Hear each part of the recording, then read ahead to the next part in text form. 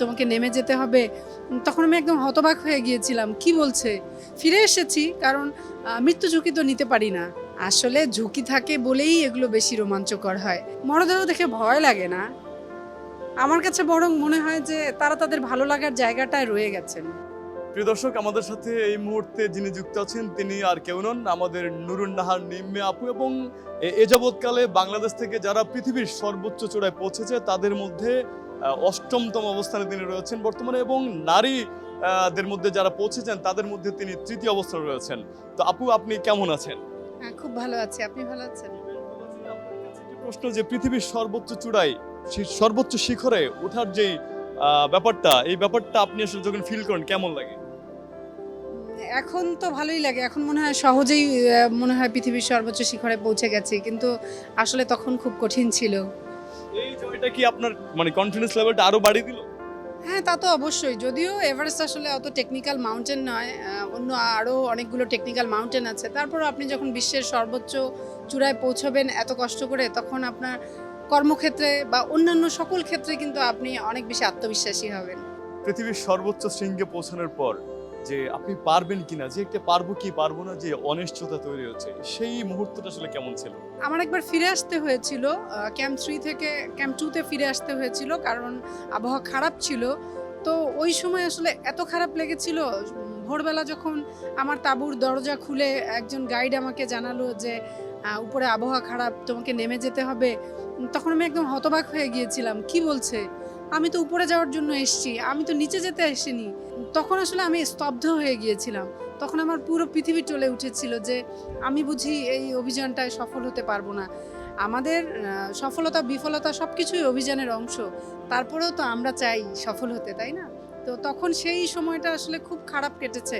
ফিরে এসেছি, কারণ মৃত্যু ঝুঁকি তো নিতে পারি না। পর্বত সবসময় ওখানেই থাকবে। তো আমি পরবর্তীতে অভিযান করতে পারবো, এই চিন্তা থেকেই ফিরে এসেছিলাম। আসলে ঝুঁকি থাকে বলেই এগুলো বেশি রোমাঞ্চকর হয়। মনে করুন আপনি একটা খুব নিরাপদ জায়গায় শুধু বসে আছেন।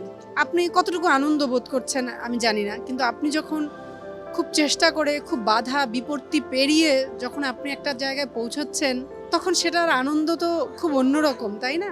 তো আমরাও এই ঝুঁকিগুলো পেরিয়ে চলে যাই। এই ঝুঁকিগুলো থাকে বলে আমাদের কাছে বেশি আনন্দের মনে হয়। আর বাংলাদেশের পতাকা বিশ্বের সর্বোচ্চ শৃঙ্গে ওড়ানোটা তো সবসময় গর্বের। শুধু বিশ্বের সর্বোচ্চ শৃঙ্গে নয়, আপনি যখন দেশের বাইরে কোথাও যাবেন, কোনো একটা জিনিস অ্যাচিভ করবেন, আমরা যখন ম্যারাথনে যাই তখনও আমরা দেশের পতাকা উঁচিয়ে ধরি। তো অনেকেই তো আমাদের দেশের পতাকাটা দেখতে পান।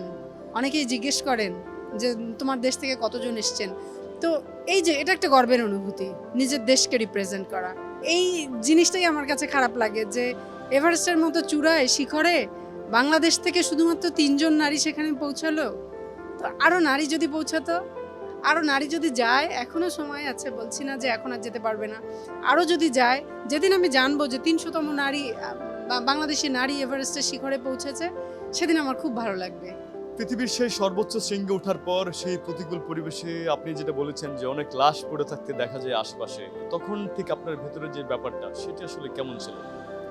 তো আমরা যখন এভারেস্ট অভিযান করি তখন তো আসলে জানি সবাই ফিরে আসবে না।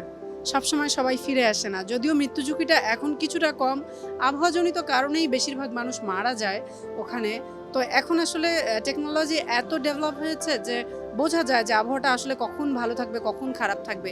এবং আপনার সুস্থতাটা কিন্তু আপনি জানবেন যে আপনি সুস্থ কিনা, আপনি আসলে পর্বতের চূড়ায় পৌঁছাতে পারবেন কিনা, আপনার সক্ষমতা আছে কিনা। তো এই সবকিছু বিবেচনায় এগিয়ে যাওয়া হয়। তো পথে অনেকেই রয়ে যায়।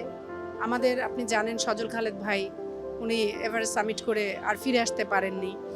উনি ওখানে রয়ে গেছেন। উনার ভালো লাগার জায়গাটাতেই রয়ে গেছেন। তো এরকম অনেক পর্বতারোহী ওখানে রয়ে যায় এবং অনেকের সামিট হয় না। অনেকে প্রতিকূল আবহাওয়া বা নিজের শরীর খারাপ লাগছে দেখে ফিরে আসে। এগুলো সবকিছু আমাদের অভিযানের অংশ। হ্যাঁ? আর মরদেহ দেখে ভয় লাগে না। আমার কাছে বরং মনে হয় যে তারা তাদের ভালো লাগার জায়গাটায় রয়ে গেছেন। তারা তাদের ভালোবাসার জায়গা, যেখানে তাদের পূর্ণ ডেডিকেশন ছিল, সেই ডেডিকেশন দিয়ে তো নিয়েই তো তারা গিয়েছিল। তো তারা সেখানে থেকে গিয়েছে, তাদের তাদের জায়গায় তারা থেকে গিয়েছে। পৃথিবীর সর্বোচ্চ শৃঙ্গে ওঠার পর ফিরে এসেছেন, ঠিক তখন আপনি যখন মনে হলো যে না, হ্যাঁ আমি পেরেছি, আমি পেরেছি, সেই অনুভূতিটা আসলে কেমন? ওই যে আমি পেরেছি, এটাই তো অনুভূতি।